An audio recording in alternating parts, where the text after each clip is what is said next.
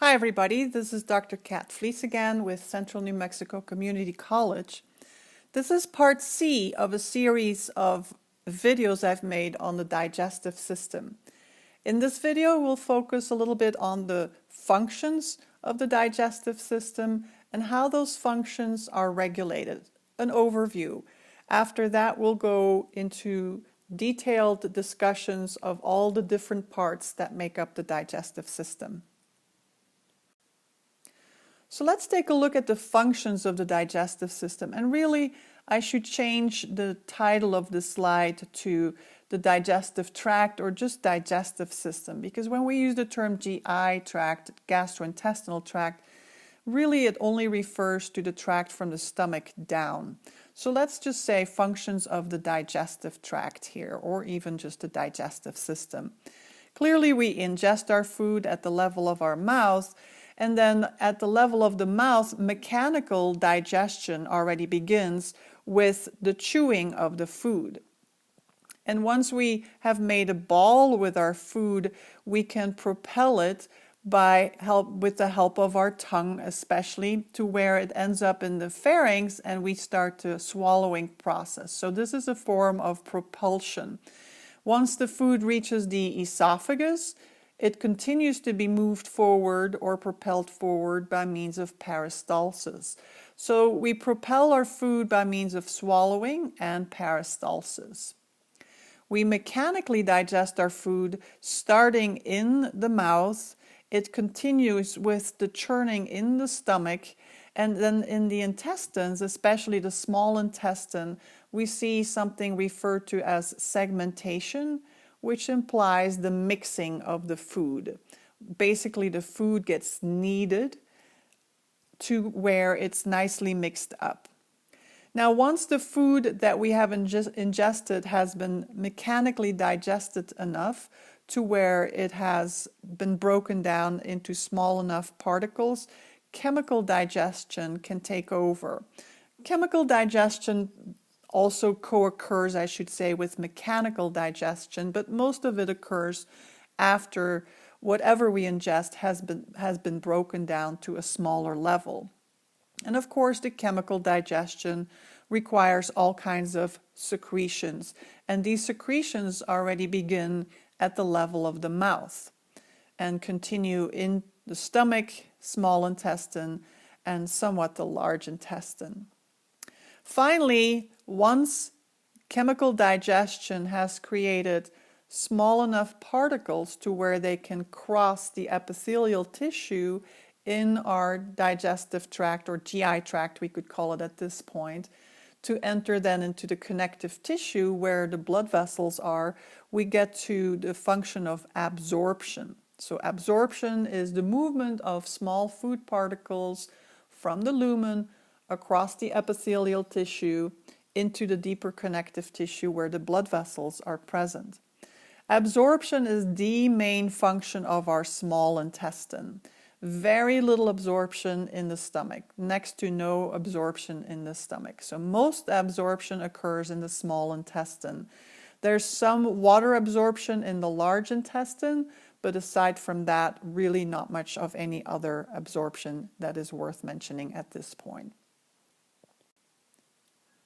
The muscularis externa that is found in the walls of the digestive tract are responsible for two kinds of movements. One is called peristalsis and one is called segmentation. In the case of peristalsis, the food is literally pushed downward. It's as if you're watching a snake eating a rabbit and you can literally see the rabbit or the mouse move down the digestive tract of the snake. This all happens by means of the contracting of the circular smooth muscle. So when the circular smooth muscle squeezes or contracts, it squeezes shut the lumen of our tube here. And it also involves the contraction of the longitudinal muscles, which shorten the tube. And between these two contractions, we'll see that our food bolus, our food ball essentially, is going to keep slipping further and further down the tube or our GI tract. Segmentation is a totally different process. So let's say we're looking here at the small intestine, for instance. Segmentation refers to the fact that the mechanical mixing is occurring in little pockets within the intestine, to where if we focus, let's say, on just this particular pocket here and this particular pocket here, after a while we see that some of the contents of pocket 2 have now been mixed with pocket 1, etc. It's analogous to you mixing dough to bake bread. Ultimately, we end up with a nice smooth dough. All the flour, all the water, and other ingredients have nicely been mixed together. So that we call segmentation. Very different from peristalsis. So peristalsis functions mainly into moving food or propelling food forward or downward, while segmentation really refers to the mixing of the food and really contributes to mechanical digestion. Now, whether we're talking about muscle contractions that lead to mechanical digestion or propulsion, or we're talking about chemical digestion, which requires all kinds of secretions, we're going to see that the digestive system is going to depend on two major mechanisms, namely hormones as well as neural mechanisms.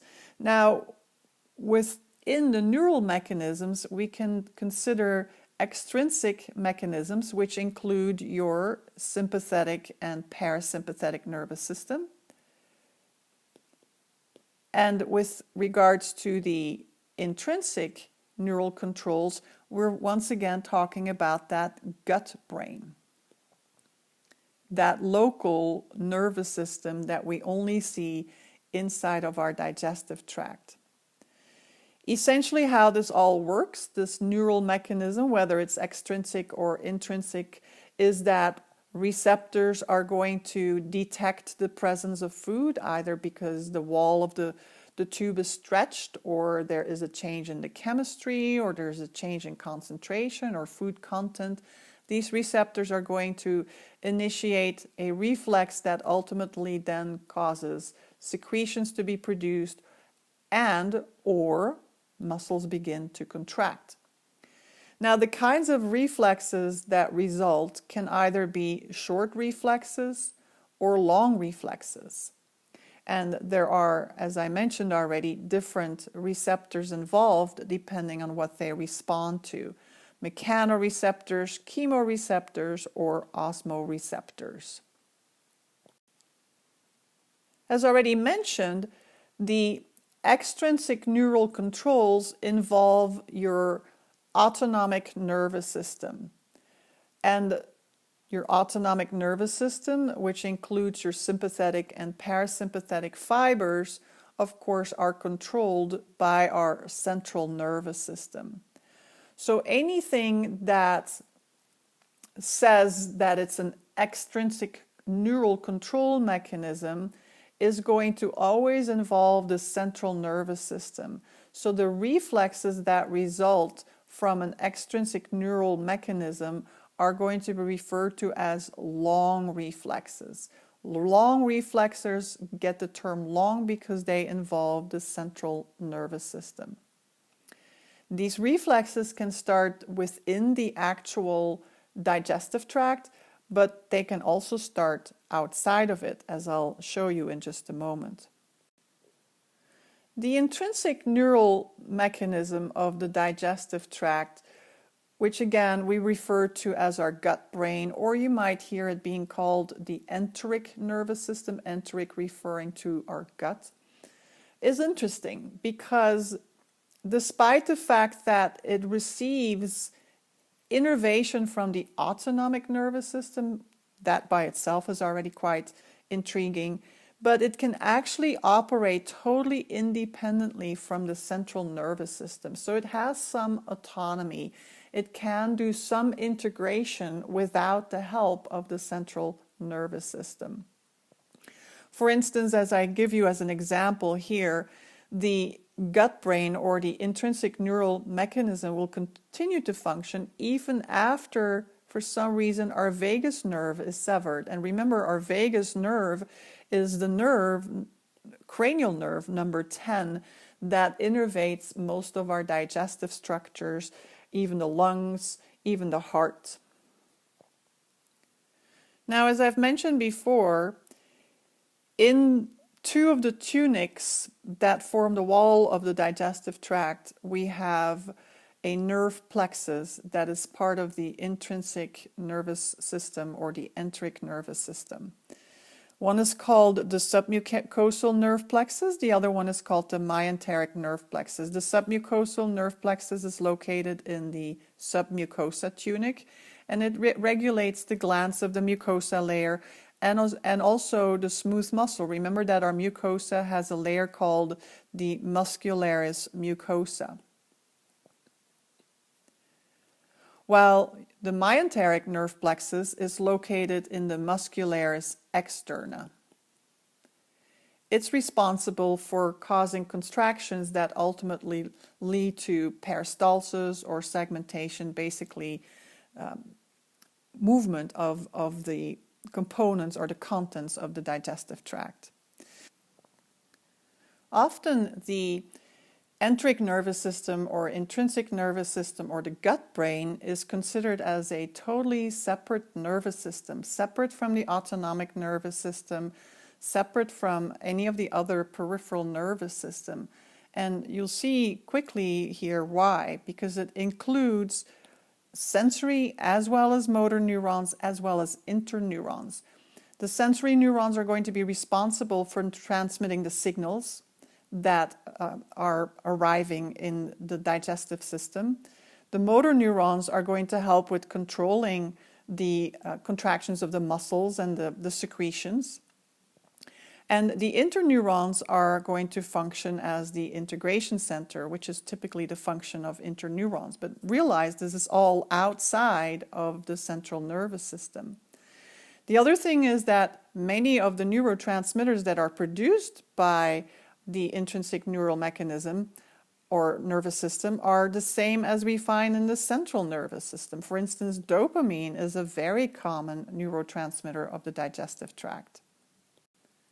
Let's try to get a better understanding of how the extrinsic nervous system versus the enteric nervous system regulate digestion, with the help of this figure, which I've borrowed from one of Pearson's books. So thanks to the Pearson Publishing Company for this picture that clearly summarizes what we need to study next. So we'll start by pointing out the lumen of our digestive tract with this pinkish area right here representing the wall of the digestive tract, or here we call it the gastrointestinal wall. Located inside of it, we see a variety of receptors that can pick up stimuli related to changes in the pH of the food content, the concentration, how much stretching is occurring in the wall of the stomach, for instance, etc., etc. But let's not forget that in our head we have our special sensory receptors, and they can pick up external stimuli. We can even just think about food to get salivation going, as we all know. So just thinking of food, seeing food, smelling food, hearing the sizzling of bacon, all of those things can trigger some of our special sensory receptors. And of course, they're going to send their action potentials into the central nervous system. The central nervous system will then send its commands down the autonomic motor fibers, the parasympathetic or the sympathetic fibers, and they will then communicate with the enteric nervous system or the local nerve plexus, one of them in the wall of our gastrointestinal tract, and ultimately that's going to impact the smooth muscles to contract or not contract, the glands to secrete or not secrete. The fact that we involved the central nervous system makes what I just described a long reflex. So we started from our special sensory receptors in the head via the central nervous system, down the sympathetic or the parasympathetic nervous system to the enteric nervous system, which then impacts the effectors to respond.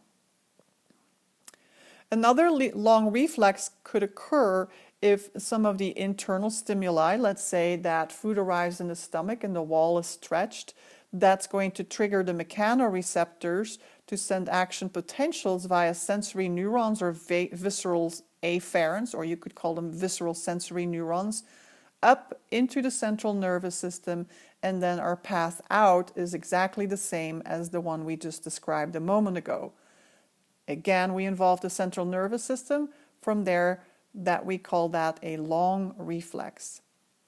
When we bypass the central nervous system, we're talking about a short reflex. So how does that work? Once again, we're going to go back to the receptors that are found within our gastrointestinal wall. When they pick up a stimulus, they could potentially directly communicate with the local nerve plexus. And recall that the local nerve plexus consists of the 3 different types of functional neurons. And so consequently, we can see that the local nerve plexus can once again send out signals to the effectors to either stimulate them or inhibit and therefore produce contraction or secretion, or neither one of those. Long reflexes involve the central nervous system, short reflexes do not. Can long reflexes involve the gut brain? Yes.